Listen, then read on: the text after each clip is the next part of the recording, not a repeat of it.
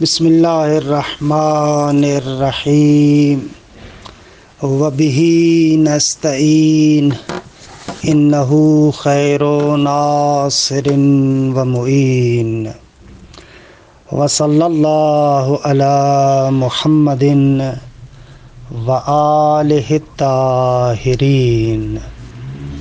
الحمدللہ، خداوند منان کے لطف و کرم سے ہماری گفتگو عرفان اسلامی کے تعارف کے بیان میں تھی، اور گزشتہ 3 جلسات سے مسلسل عرفان اور دین کا آپس میں کیا رابطہ ہے، اس کے بارے میں مطالب آپ کی خدمت میں عرض کر رہے تھے۔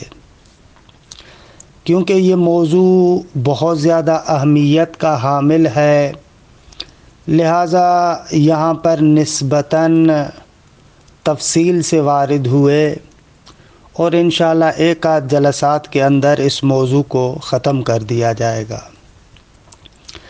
اب تک کے مباحث کا خلاصہ یہ تھا کہ ہم نے کوشش کی کہ اس نقطے کو پیش کریں کہ اہل معرفت کی معمولاً دین کے بارے میں کیا نگاہ ہے، اہل معرفت اور عرفاء کا نقطہ نگاہ دین کے بارے میں کیا ہے۔ اس مطلب کو شریعت، طریقت اور حقیقت کے بحث کے ذیل میں پیش کیا، اور اسی طریقے سے بعض مباحث اس عنوان سے پیش ہوئے کہ عرفان اسلامی کا مبدأ، منشا اور سرچشمہ کیا ہے، یہ عرفان اسلامی کہاں سے آیا ہے۔ اس عنوان کے تحت بھی کچھ مطالب پیش کیے۔ اچھا، آج جس بحث کو آپ کی خدمت میں عرض کرنا چاہتے ہیں وہ یہ ہے کہ اس نگاہ سے دیکھیں کہ دین کا عرفان اسلامی کے اندر کون سا کردار ہے، اور دوسری جانب سے یہ دیکھا جائے کہ اہل معرفت نے منابع دینیہ یا معرفت دینیہ کے اندر کون کون سی خدمات انجام دی ہیں۔ ان 2 نکات کو آپ کی خدمت میں عرض کرنا چاہیں گے۔ اچھا، آ جائیں پہلے اس مسئلے کو بیان کرتے ہیں کہ دین کا عرفان اسلامی کے اندر کون سا نقش، رول اور کردار ہے۔ دیکھیں، جیسا کہ عرض کیا کہ دین عرفان اسلامی کے آغاز بلکہ عرفان اسلامی کے تسلسل کے اندر بنیادی کردار ادا کرتا ہے۔ اگر میں فلسفی زبان میں تعبیر استعمال کروں تو دین عرفان اسلامی کی بنسبت حدوثاً و بقاءً اپنا رول اور کردار رکھتا ہے۔ اچھا، حدوثاً تو کل کے جلسے میں عرض کیا کہ عرفان اسلامی کا آغاز اور سرچشمہ اگر دیکھنا چاہیں تو خود متون دینیہ ہے، کتاب و سنت ہے۔ یہ کتاب و سنت کے بیانات ہیں جو بیانات ہمیں عرفان اسلامی کی طرف لے کر آتے ہیں۔ کل میں نے جلسے کے آخر میں استاد شہید مرزا مطہری رحمۃ اللہ علیہ کا ایک خوبصورت اور جامع بیان آپ کی خدمت میں عرض کیا، لیکن چند اور متون دینیہ کو آپ کی خدمت میں عرض کروں کہ عرفان اسلامی کے اندر جو دین کا کردار ہے عرفان اسلامی کے آغاز کے لیے سرچشمے کے عنوان سے خود متون دینیہ ہیں۔ چند بیانات اور بھی ذکر کرتا ہوں تاکہ آپ کو اطمینان آ جائے۔ مثلا قرآن مجید کی طرف جب ہم رجوع کرتے ہیں تو بہت ساری آیات کے اندر جو پروردگار عالم کا تصور پیش کیا جاتا ہے وہ یہ ہے کہ پروردگار عالم تمام عالم پر احاطہ وجودی رکھتا ہے، یعنی یہ جو پوری کائنات ہے، خدا کو آپ اس پوری کائنات سے کاٹ کر جداگانہ طریقے سے ایک موجود کے اعتبار سے متعارف کرائیں، یہ قرآنی تعلیمات کے خلاف ہے۔ قرآنی تعلیمات کے اعتبار سے خدا کائنات کے ذرے ذرے پر احاطہ وجودی رکھتا ہے، پوری کائنات اسی کے احاطے میں ہے، کہ تفصیل سے انشاءاللہ آیات میں وحدت شخصی اور وحدت وجود کے باعث میں پیش کروں گا، لیکن یہاں پر اجمالاً مثلا سورہ حدید کو دیکھیں، پروردگار عالم فرماتا ہے هو الاول والآخر والظاہر والباطن وهو بكل شيء علیم۔ اچھا دیکھیں، اس آیت کی توضیح اور دقیق تفسیر انشاءاللہ میں بعد میں عرض کروں گا۔ اجمالاً فقط یہ عرض کرنا چاہ رہا ہوں کہ کائنات کے اندر جتنے بھی موجودات ہیں ان کے اندر یہ آپ چند صورتیں پیش کر سکتے ہیں، یا وہ پہلا ہے یا آخری ہے، یا ظاہر ہے یا باطن ہے۔ پروردگار عالم فرماتا ہے کہ اول بھی میں ہوں، آخر بھی میں ہوں، ظاہر بھی میں ہوں، باطن بھی میں ہوں، یعنی کوئی چیز نہیں ہے کہ جو خدا سے زیادہ ظاہر ہو، نہ ظاہر بھی وہی ہے، باطن بھی وہی ہے، اول بھی وہ ہے، آخر بھی وہ ہے، اور یہ کلام بھی حصر کی شکل میں ہے۔ خوب اس آیہ کریمہ سے واضح طریقے سے سمجھ میں آتا ہے کہ پروردگار عالم کائنات کی اشیاء پر احاطہ کامل رکھتا ہے۔ البتہ اس احاطے سے مراد بھی فقط احاطہ علمی نہیں ہے بلکہ احاطہ کامل وجودی ہے۔ یا مثلا اسی سورہ حدید میں بعد والی جو آیت ہے وہ معیت قیومیہ اس کو بیان کر رہی ہے، کہ توضیحات انشاءاللہ بعد میں عرض کروں گا۔ وَهُوَ مَعَكُمْ أَيْنَمَا كُنْتُمْ وَاللَّهُ بِمَا تَعْمَلُونَ بَصِيرٌ۔ وہ تمہارے ساتھ ہے، تم کسی بھی جگہ پر ہو، خدا تمہارے ساتھ ہے۔ خوب اس سے زیادہ احاطہ وجودی کو کون سی آیت بیان کرے گی؟ یا مثلا سورہ فصلت کی یہ آیات کہ بہت ہی تأمل انگیز آیات ہیں کہ واقعاً انسان غور کرے۔ سنریہم آیاتنا فی الآفاق وفی انفسہم، ان قریب ہم ان کو اپنی آیات، آفاق، پوری کائنات، وفی انفسہم اور خود ان کے وجود کے اندر دکھائیں گے، حتی یتبین لہم انہ الحق، کہ کلام حصر کے ساتھ ہے، یہاں تک کہ ان کے لیے روشن ہو جائے حق، وجود ثابت فقط خدا کی ذات ہے۔ اولم یکفی بربک انہ علی کل شیء شہید، کیا ان لوگوں کے لیے کافی نہیں ہے کہ ان کا رب ہر چیز پر شہید ہے؟ کہ بہرحال اس آیت کی تفسیر پہ اگر دقت کریں سیاق و سباق کے عنوان سے، کہ یہاں پر یہ شہید جو فعیل ان کے وزن پر ہے مفعول کے معنی میں ہے، یعنی مشہود۔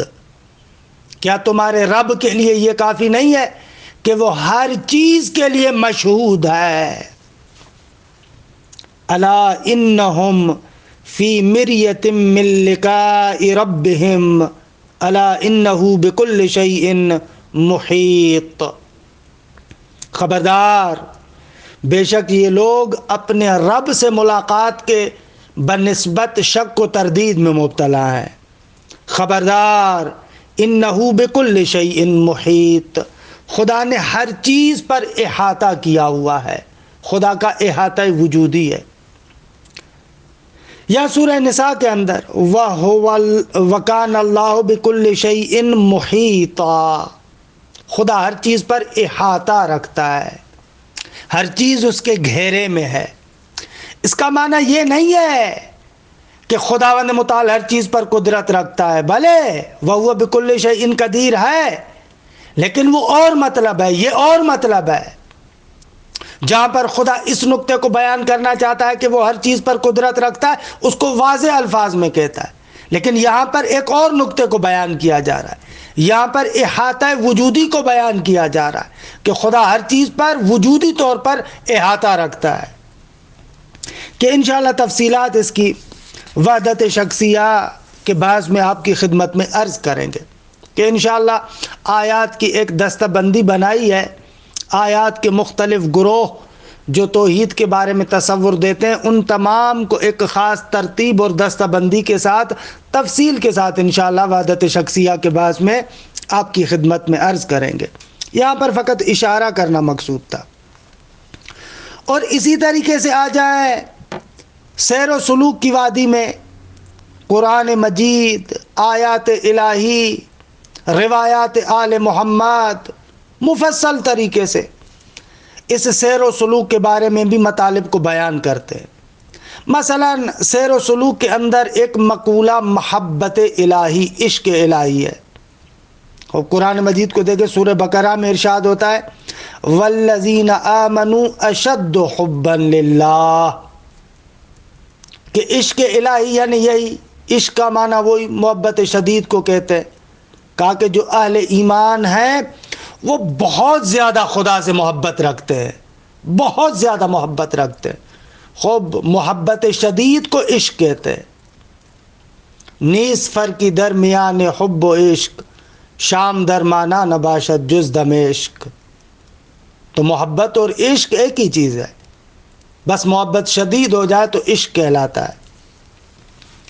یا مثلا سورہ مائدہ میں ہے فَسَوْفَ يَأْتِ اللَّهُ بِقَوْمٍ کہ یحبہم و یحبونہ، خدا ان قریب ایک ایسی قوم لائے گا کہ خدا ان سے محبت کرے گا، وہ خدا سے محبت کریں گے۔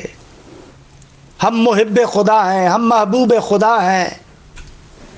خوب اہل معرفت ان آیات کو جب دیکھتے ہیں تو مقام محبی، مقام محبوبی، ان مقامات کو ان آیات سے استخراج کرتے ہیں۔ یا مثلا مقام رضا، رضی اللہ عنہم ورضوا عنہ، مقام رضا کو ان آیات سے سمجھتے ہیں۔ یا مثلا یہ آیات کہ یا ایتھا النفس المطمئنہ ارجعی الی ربک راضیۃ مرضیہ فادخلی فی عبادی وادخلی جنتی، کہ یہ آیات بھی عجب آیات ہے۔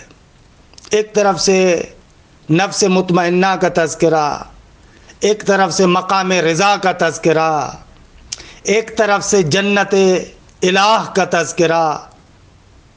ایک مرتبہ بعض افراد ایسے ہیں کہ جنات تجری من تحت الانہار میں داخل ہوتے ہیں، حور و قصور والی جنت میں جاتے ہیں، اور جو نفس مطمئنہ کے افراد ہیں وہ فادخلی فی عبادی وادخلی جنتی، میری جنت جو جنت الہ ہے اس کے اندر یہ داخل ہوتے ہیں۔ یا حتیٰ جو عرفان ادبی کے اندر بھی تعبیرات استعمال ہوتی ہیں شراب وغیرہ کی، یہ تعبیرات بھی اہل معرفت ایک لحاظ سے دیکھا جائے تو متون دینیہ سے لیتے ہیں۔ مثلا یہ آیہ کریمہ جو سورہ انسان میں ہے وَسَقَاهُمْ رَبُّهُمْ شَرَابًا طَهُورًا، اللہ اکبر، کہ ان کو ان کا رب شراب طہور پلائے گا۔ کہ ساقی وہ خود ہے، شراب وہ خود پلائے گا۔ یہ تعبیرات قرآن کی تعبیرات۔ خوب مرحوم امین الاسلام طبرسی مجمع البیان میں اسی آیت کے ذیل میں ایک خوبصورت اور عمیق روایت امام صادق علیہ السلام سے نقل کرتے۔ مولا سے پوچھا جاتا ہے یہ شراب طہور کیا ہے؟ امام علیہ الصلوۃ والسلام فرماتے ہیں یہ شراب طہور وہی توحید ناب، خالص اور عرفانی توحید ہے کہ جس توحید کے اندر انسان کو ہر طرح کی آلودگی سے پاک کیا جائے گا۔ اگر آلودگی کیا ہے؟ جو چیز غیر اللہ ہے، خدا سے ہٹ کر جو بھی چیز ہے، وہ بت ہے، صنم ہے، نجاست ہے، اس سے پاک کیا جائے گا۔ امام علیہ السلام فرماتے ہیں یطہرہم ان کل شیء سوی اللہ، خدا کے علاوہ ہر چیز سے ان کو پاک کیا جائے گا، کیونکہ اذ لا طاہر من تدنس بشیء من الاکوان، کیونکہ خدا سے ہٹ کر کسی بھی چیز کے ساتھ انسان کا تعلق در حقیقت ایک پلیدی ہے، اور یہ شراب طہور اس لیے آتا ہے تاکہ ان کو ان پلیتیوں سے پاک کرے۔ خوب یہ تعبیرات ائمہ اطہار نے بیان کی ہے، قرآن مجید کے اندر یہ تعبیرات موجود ہے کہ یہ انسان جملہ دیکھتا ہے فوراً مناجات شعبانیہ کے کلمات انسان کے ذہن میں خطور کرتے ہیں، الہی حب لی کمال الانقطاع الیک۔ بہت سارے لوگ کہتے ہیں یہ فنا وغیرہ کہاں سے لے کر آئے ہو؟ عزیز من، لفظ میں کیوں پھنستے ہو؟ مگر یہ مناجات شعبانیہ کا جملہ خود فنا کو نہیں بیان کر رہا۔ الہی حب لی کمال الانقطاع الیک، ہر چیز سے توڑ دے، ہر چیز کے ساتھ میرا تعلق ختم کر، فقط اپنی ذات کے ساتھ مجھے جوڑ۔ خوب یہ کیا بیان کرتا ہے؟ یا امیر المؤمنین نہج البلاغہ کے اندر اہل ذکر کے بارے میں خوبصورت تعبیرات، اللہ اکبر، امیر بیان کی خطبہ نمبر 222 جا کر دیکھیں، مولا فرماتے ہیں وَإِنَّ لِلذِّكْرِ لَأَهْلًا اخذوا من الدنیا بدلا، بتحقیق ذکر خدا کے لیے کچھ اہل ذکر ہے کہ جنہوں نے دنیا کے بدلے میں ذکر خدا کو لے لیا، دنیا کو چھوڑ دیا، ذکر خدا کو لے لیا۔ فلم تشغلہم تجارت ولا بیع عنہ، پھر جب یہ ذکر الہی کے اندر مشغول ہوئے تو کوئی تجارت، کوئی خرید و فروش ان کو یاد خدا سے غافل نہیں کرتی۔ یہ بہرحال مفصل خطبہ ہے، یہاں تک کہ فَكَأَنَّمَا قَطَعُوا الدُّنْيَا إِلَى الْآخِرَةِ، یہاں تک کہ یہ لوگ اہل ذکر اس درجے تک پہنچ جاتے ہیں کہ گویا کہ انہوں نے اپنی دنیا کو ختم کر دیا اور آخرت تک پہنچ چکے ہیں۔ وَهُمْ فِيهَا فَشَاهَدُوا مَا وَرَاءَ ذَلِكَ، اللہ اکبر، اللہ اکبر۔ یہ لوگ ماورائے دنیا کا مشاہدہ کرتے ہیں، یہاں پر موجود ہیں لیکن مشاہدہ آخرت کا کر رہے ہیں۔ فَكَأَنَّمَا اطَّلَعُوا غُیُوبَ أَهْلِ الْبَرْزَخِ فِي طُولِ الْإِقَامَةِ فِیہ، گویا کہ اہل برزخ کے جو چھپے ہوئے احوالات ہیں، وہ اہل برزخ جب تک برزخ میں ہیں اور ان کے جو چھپے ہوئے احوالات ہیں، ان احوالات پر یہ اہل ذکر اطلاع پیدا کرتے ہیں۔ دنیا میں بیٹھے ہوئے ہیں لیکن اہل برزخ کے احوالات کا پتہ لگا لیتے ہیں۔ وَحَقَّقَتِ الْقِيَامَةُ عَلَيْهِمْ إِدَاتَهَا، اللہ اکبر، گویا کہ جو قیامت کے وعدے ہیں ان کے بارے میں متحقق ہو چکے ہیں، یعنی گویا کہ ان کی قیامت برپا ہو چکی ہے، ان کا میدان محشر برپا ہو چکا ہے، ان کے لیے میزان ہو، حساب ہو، کتاب ہو، یہ جتنے بھی مراحل ہیں سارے کے سارے، یہ جو قیامت کے وعدے ہیں ان کے لیے محقق ہو چکے ہیں۔ فَكَشَفُوا غِطَاءَ ذَلِكَ لِأَهْلِ الدُّنْيَا۔ اللہ اکبر۔ لوگوں کی آنکھوں پر جو پردے پڑے ہوئے ہیں گویا کہ ان پردوں کو یہ ہٹا چکے ہیں۔ حَتَّى كَأَنَّهُمْ يَرَوْنَ مَا لَا يَرَى النَّاسُ وَيَسْمَعُونَ مَا لَا يَسْمَعُونَ۔ گویا کہ یہ لوگ ان چیزوں کو دیکھ رہے ہیں جن چیزوں کو اہل دنیا نہیں دیکھ پا رہے، لوگ نہیں دیکھ پا رہے، ان چیزوں کو سن رہے ہیں جن چیزوں کو لوگ نہیں سن رہے۔ خوب یہ امیر المومنین کے بیانات ہیں، مگر سیر و سلوک و کشف و مشاہدہ اس کے علاوہ اور کیا ہے؟ اگر انسان ہمیشہ یاد خدا کے اندر ہو، ذکر الہی کے اندر ہو، اس کے نتائج یہ ہیں جو امیر المومنین نہج البلاغہ میں بیان کر رہے ہیں۔ اب میرے پاس اتنا وقت نہیں ہے، وقت بھی ختم ہو رہا ہے، وگرنہ مناجات 5 اشعار، اللہ اکبر، کیا کیا جملات نہیں ہیں اس کے اندر، یا ان کے علاوہ جو اور مناجات ہیں کہ اصلاً وہ مناجات لبریز ہیں ان عرفانی مطالب کے ساتھ۔ بقول مرحوم حضرت علامہ آیت اللہ حسن زاد آمولی رحمۃ اللہ علیہ، آپ اپنے ایک رسالے میں وحدت از دیدگاہ عارف و حکیم ایک مناسبت سے بحث کو مطرح کرتے ہیں۔ وہاں پر کہتے ہیں کہ آل محمد کے اگر عالی ترین بیانات کو دیکھنا ہے تو دعاؤں کو دیکھیں، زیارات کو دیکھیں۔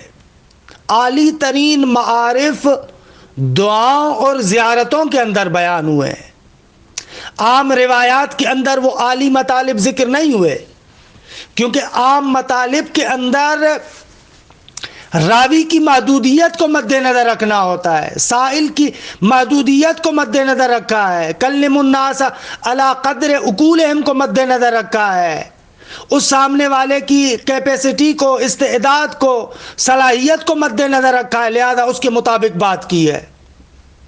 لیکن دعا کے وقت محبوب حقیقی کے ساتھ کلام ہے، وہاں پر اس عود کے کلمات کو ادا کیا ہے۔ زیارات کے اندر ایک معصوم دوسرے معصوم کی بارگاہ میں خطاب کر رہا ہے، تو اب وہاں پر انہی معصومین کی اپنی اس حقیقت کو مد نظر رکھتے ہوئے بات کی گئی ہے۔ تو یہ مطالب عالیہ اگر دیکھنا چاہتے ہیں تو دعاؤں کے اندر دیکھیں، زیارات کے اندر دیکھیں۔ کہ بہرحال یہاں پر حیف ہے کہ میں دعائے عرفہ کے چند جملات کو عرض نہ کروں۔ واقعاً کیسے سید الشہداء پروردگار عالم کی بارگاہ میں خطاب فرماتے ہیں، الہی علمت باختلاف الآثار وتنقلات الاطوار ان مرادک منی ان تتعرف الی فی کل شیء۔ خدایا میں جانتا ہوں یہ جو تو نے مختلف آثار بنائے، یہ جو مختلف اطوار بنائے، یہ جو پوری کائنات کو بنایا، اے میرے رب، اے میرے محبوب، اے میرے خدا، میں جانتا ہوں تو نے ان تمام کائنات کے آثار کو اس لیے خلق کیا، اس سے مقصد تمہارا یہ ہے کہ تو مجھے ہر چیز کے اندر اپنے آپ کو متعارف کروانا چاہتا ہے۔ حتی لا اجہلک فی شیء، یہاں تک کہ کسی چیز کو میں دیکھوں تو میری آنکھ پر غفلت نہیں ہونی چاہیے، میں جس چیز کو دیکھوں وہاں پر تمہارے کمالات کا جلوہ ملاحظہ کروں۔ کہ آگے چلتے چلتے یہاں تک فرماتے کیف یستدل علیک بما هو فی وجودہ مفتقر الیک، اے میرے مالک بھلا کس طریقے سے ہو سکتا ہے کہ یہ کائنات کے موجودات تمہارے وجود کے لیے رہنما کی حیثیت رکھیں؟ ارے یہ تو اپنے وجود میں محتاج ہیں، یہ تو فقیر محض ہیں، یہ تو فقر محض ہیں، مگر ان کے ذریعے سے میں تیری رہنمائی کیسے حاصل کروں؟ اَيَكُونُ لِغَيْرِكَ مِنَ الظُّهُورِ مَا لَيْسَ لَكَ، بھلا ایسے ہو سکتا ہے کہ تیرے علاوہ کوئی اور چیز ظاہر ہو؟ حتی یکون هو المظہر لک، بھلا تیرے علاوہ کوئی چیز ظاہر ہے کہ میں اس چیز کو وسیلہ بناؤں اور وہ تمہیں ظاہر کرے؟ نہ نہ، حاشا وکلا، متا غبت، تو کب غائب ہوا تھا، تو کب اوجھل تھا؟ حتی تحتاج الی دلیل یدل علیک، تا ان کے تو محتاج ہو کسی دلیل اور رہنما کی طرف جو تمہاری طرف رہنمائی کرے۔ وَمَتَى بَعُدْتَ حَتَّى تَكُونَ الْآثَارُ هِيَ الَّتِي تُوصِلُ إِلَيْكَ، مگر کہاں تھا تو دور، کہاں دور تھا تو، تا ان کے یہ آثار مجھے تجھ تک پہنچا ہے۔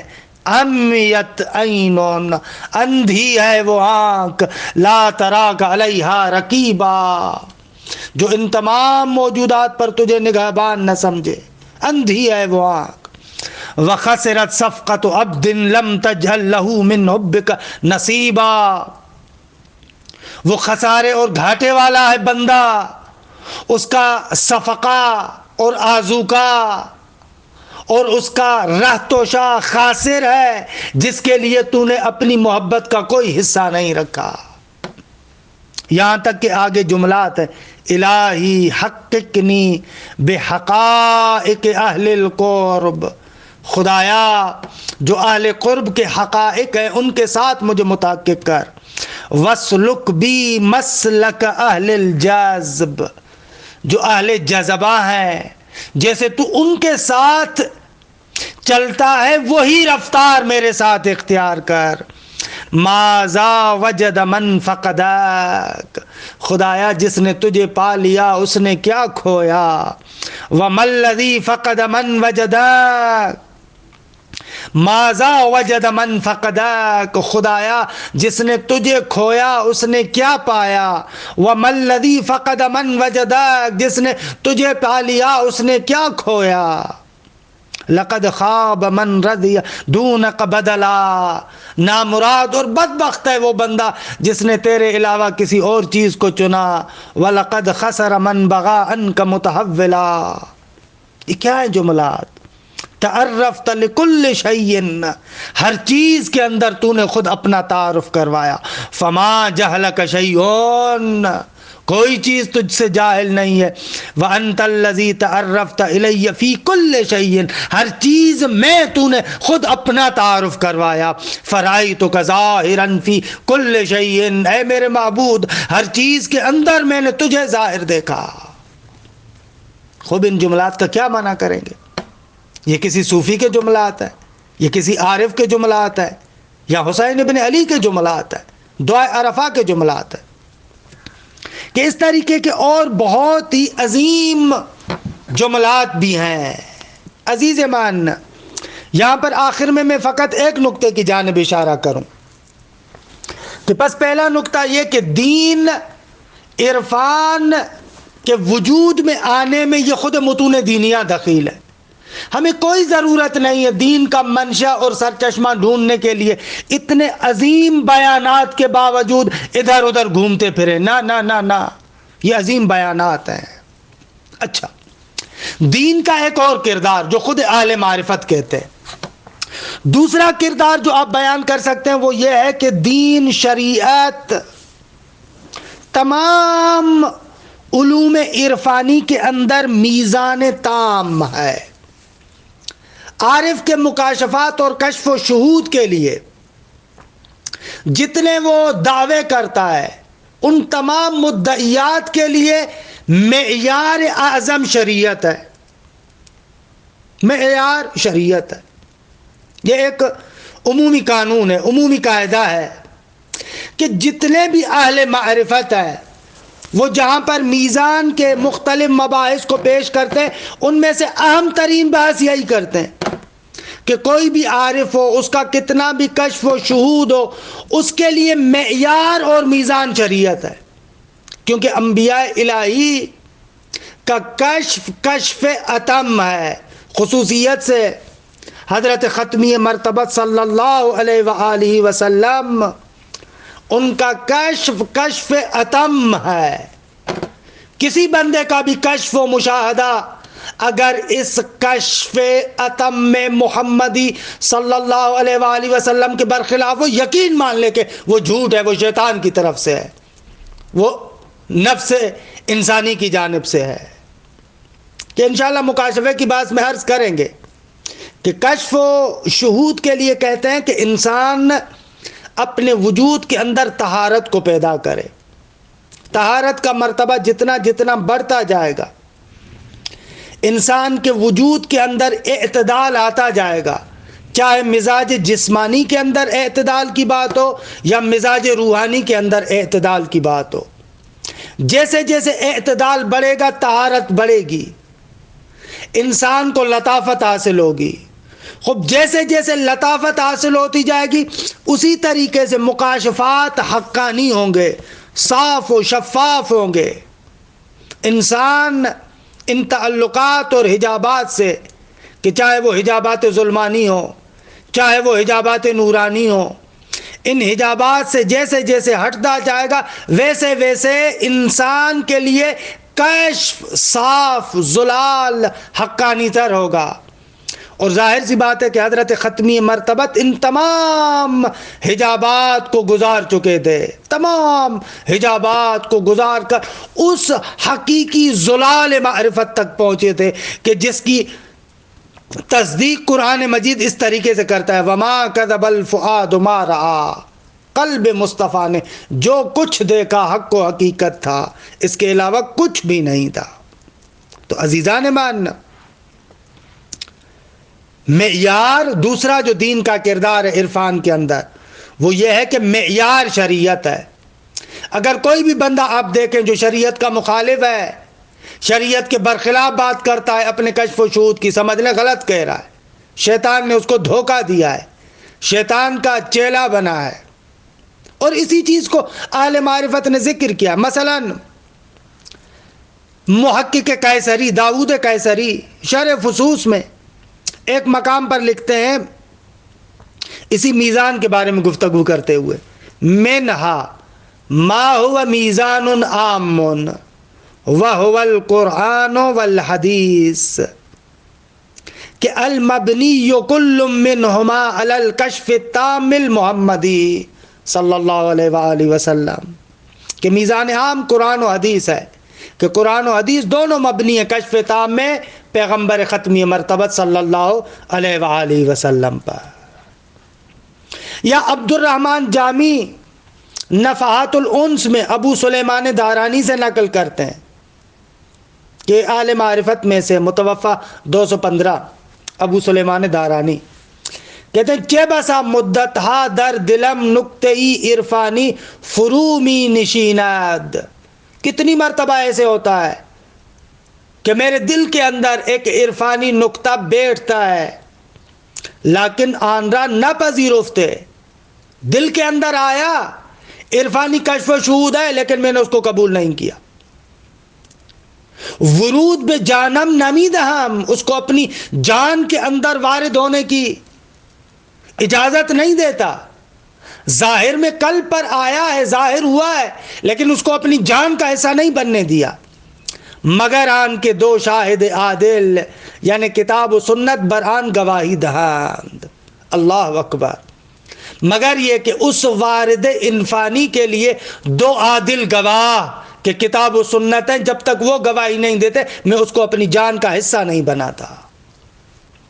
یا سہل تستری 3 صدی کے عرفاء اور اہل معرفت میں سے صراحت کے ساتھ کہتا ہے کل وجد لا یشہد لہ الکتاب والسنہ فباطل، ہر وہ وجدان وارد کہ جس کی گواہی کتاب و سنت نہ دے وہ باطل ہے. اگر یہاں پر ہم بیٹھ کر ان اہل معرفت کے مختلف نکات اور جملات کو نقل کرنا چاہیں تو واقعاً ایک مفصل کتاب بن جائے. عزیز مان، کہنے کا مقصد یہ ہے کہ عرفان کی دوسری خدمت جو متون دینیہ کے اندر ہوتی ہے وہ یہ ہے کہ ہمارے پاس تمام معیار شریعت ختمیہ پیغمبر اکرم صلی اللہ علیہ وآلہ وسلم ہے۔ البتہ یہاں پر ایک نقطے کی جانب اشارہ کروں، شریعت ختمیہ پیغمبر صلی اللہ علیہ وآلہ وسلم کی بات کر رہے ہیں، ہم کسی مجتہد کے اجتہاد کی بات نہیں کر رہے۔ ہو سکتا ہے ایک مجتہد نے ایک خاص طریقے کا اجتہاد کیا ہو سکتا ہے اشتباہ ہوا ہو اسے، لیکن اصل مر شریعت اس کی بات ہم کر رہے ہیں۔ مثلا ہمارے یہاں متاسفانہ ظاہر شریعت کے بارے میں تو اجتہاد ہوا ہے، لیکن طریقت اور حقیقت کے باب میں اصلاً اجتہاد ہوا ہی نہیں ہے۔ اصلاً ظاہر شریعت پر ہمارے مجتہدین نے خوب کام کیا، خوب قبول بھی کنی، اما لیکن طریقت اور حقیقت کے باب میں، یا دوسرے لفظوں میں کہوں یہ جو معارف دینی کا باب ہے، متاسفانہ اس کے اندر واقعاً جس طریقے سے اجتہاد کرنے کی ضرورت تھی اس طریقے سے عام طور پر نہیں ہوا۔ بعض بزرگان ہیں جیسے مرحوم علامہ طباطبائی رحمۃ اللہ علیہ تفسیر المیزان میں مختلف مباحث کے ذیل میں اس معارف کے اجتہاد کو خوب بیان کرتے ہیں، لیکن عام طور پر جو دوسرے حضرات ہیں ان کے کتاب کو اٹھا کر دیکھیں، ان کی تحقیقات کو اٹھا کر دیکھیں، وہ فقط اور فقط ظاہر شریعت کے بارے میں، اور سب سے گڑبڑ وہاں پر ہوتی ہے کہ جب وہ ظاہر شریعت کے بارے میں جو اجتہاد کرتے ہیں اسی اجتہاد کو لاگو کرتے ہیں آ کر طریقت اور حقیقت یعنی معارف کے باب میں بھی، وہاں پر تو پھر اور زیادہ گڑبڑ ہو جاتی ہے۔ تو ان لوگوں کی بات نہیں کر رہے، ہم کہہ رہے ہیں واقعاً جو بندہ ان معارف کی وادی میں کام کرے گا تو خود اہل معرفت کے بیانات کو دیکھے گا۔ اچھا وقت بھی گزر گیا، ایک نقطہ صرف عرض کروں اور بات کو سمیٹ لوں۔ عرفان اسلامی نے متون دینیہ کے بارے میں کیا خدمت کی ہے؟ اچھا میں اس کو جلدی میں گزار رہا ہوں۔ پہلا جو نقطہ جس کی طرف فقط اشارہ کر رہا ہوں، اور تفصیلات خداوند منان نے اگر توفیق دی تو ہم بعد میں عرض کریں گے۔ اگر روایات آل محمد کو اٹھا کر دیکھیں آپ، جو خصوصیت سے قرآن مجید کی تفسیر کے بارے میں ہے، آپ کو وہاں پر اکثر روایات تعویل اور بطن قرآن کی نظر آئیں گی۔ یہاں پر ایک مفصل بحث ہے کہ میں اس بحث میں فعلاً وارد نہیں ہو رہا، فقط اشارہ کر رہا ہوں۔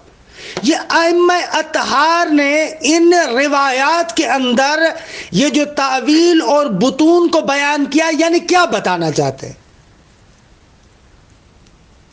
یعنی واقعاً قرآن مجید کی معرفت کے لیے ایک ہمیں راستہ اہل بیت اطہار دینا چاہتے ہیں یا نہ؟ اصل میں کیا اس وادی کے اندر کام ہی نہیں ہوا۔ مرحوم علامہ طباطبائی و امثال علامہ طباطبائی جیسی چند شخصیات کو چھوڑ کر دے کہ باقی کسی نے کام ہی نہیں کیا، اصلاً کام ہی نہیں ہوا۔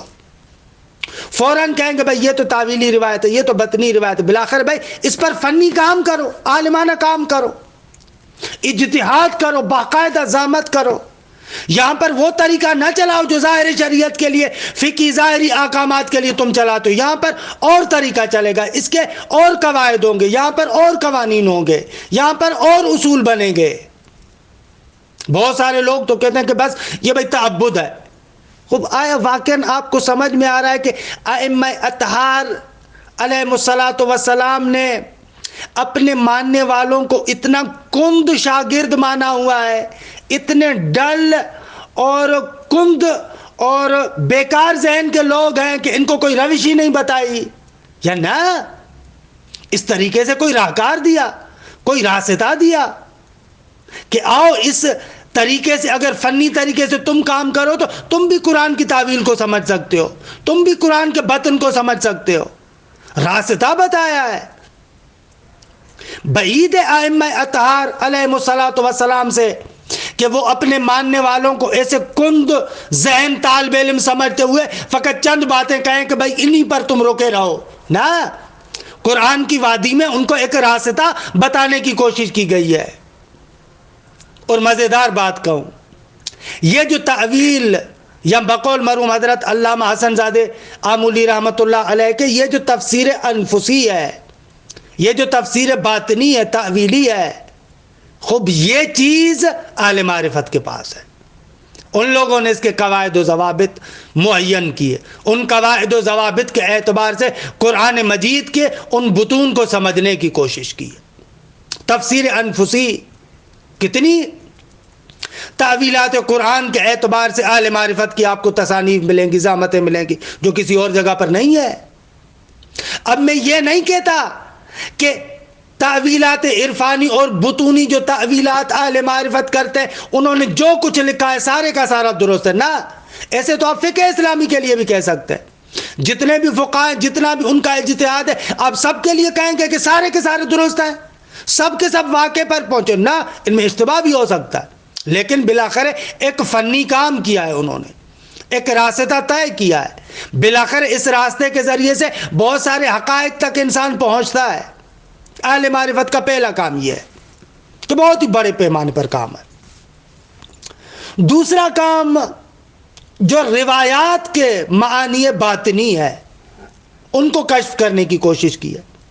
مثلا آپ شرح الحدیث قونوی کو اٹھا کر دیکھیں، ارائس الحدیث روزبان بقلی کی اٹھا کر دیکھیں، اس کے علاوہ اور بہت سارے بزرگان اہل معرفت، ملا صدرہ کی آپ شرح اصول کافی اٹھا کر دیکھیں، یا اس کے علاوہ قاضی سعید قمی کا جو کام ہے اس کو اٹھا کر دیکھیں، یا مرحوم امام کے اس زمانے کے اندر جو بعض دعاؤں پر اور احادیث پر شروع ہے ان کو اٹھا کر دیکھیں۔